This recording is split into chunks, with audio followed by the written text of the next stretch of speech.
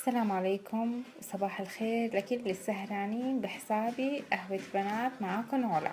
هلأ أنا خلصت من تقشير الثوم. أنا بحاجة هون لنص كيلو ثوم مقشر ومنضف منيح، يعني ما يكون فيه أقماع أو أي قشر. وهون بحاجة لكوب زيت، طبعا زيت طبخ أو زيت قلي، مهم ما يكون زيت زيتون، ومعلقة سكر ومعلقتين ملح خشن. وهي طريقة تفريز الثوم أنا سبق وعملتها معاكم هون بالحساب، وخلص هلأ الثوم عندي ورح أرجع عيدها. اجتني كتير استفسارات على الخاص، في دراسات والثوم المفرز مانو كويس ومن هذا الحكي. بصراحة أنا ما شفت أي معلومة طبية أو موقع موثوق فيه بيحكي هذا الحكي. من كل عمرنا بنفرز الثوم والحمد لله ما فينا إلا العافية، يعني ما في أي مصدر بصراحة. وأنا بشوفه حتى بينباع جاهز بالسوبر ماركت، يعني باع مهروس بعلب. فأنا شخصيا ما شفت أي دراسة.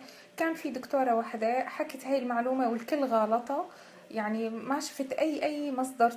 وأنا ما بستغني أبدا عن تفريز الثوم لأنه كتير بيريحني. وهلأ رح أفرمه وأحط كل المواد فوق بعضها. نضيف الزيت، السكر والملح، وأنا هلأ رح روح أفرمهم ونرجع مع بعض. هيك بنات أنا خلصت فرم الثوم.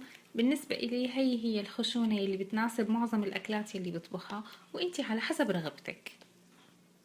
انتي حسب رغبتك وحسب شو بتطبخي، ممكن تعمليه أخشن أو أنعم كمان شوي، على حسب شو بتفضلي. وهلأ صبايا أنا حطيته بعلبة بلاستيك ورح أغطيه وحطه بالفريزر، وإن شاء الله بكرة برجيكم كيف إنه بضل طري ومحافظ على لونه ولمدة طويلة.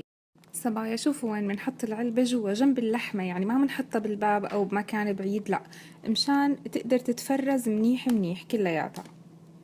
بنات هيك موضوع خارجي بس حبيت اني فيدكن فيه، خصوصا البنات يلي ما عندها شغالات وعندها اطفال وصعب عليها شغل البيت. بجهز الدجاج انا قبل بيوم، مثلا يلي بدي اشويه بكرة ان شاء الله بجهزه من اليوم وبحطه بالكيس، وهو بالكيس بحطه بالبراد.